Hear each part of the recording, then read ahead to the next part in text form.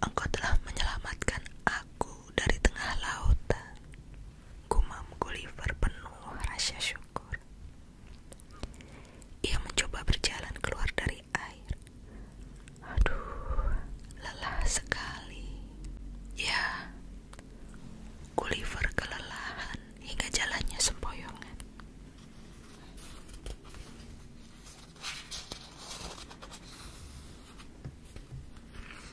Ini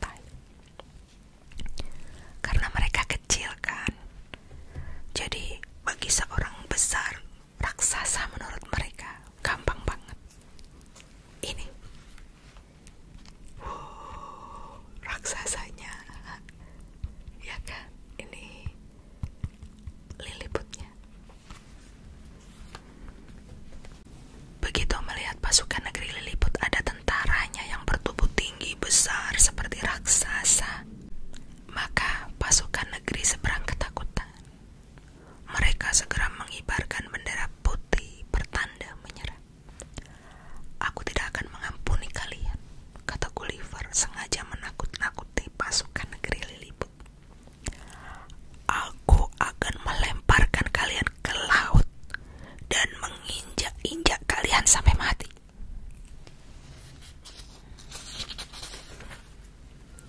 Ampun, ampuni kami. Baik, kalian akan kuampuni, tapi dengan satu syarat.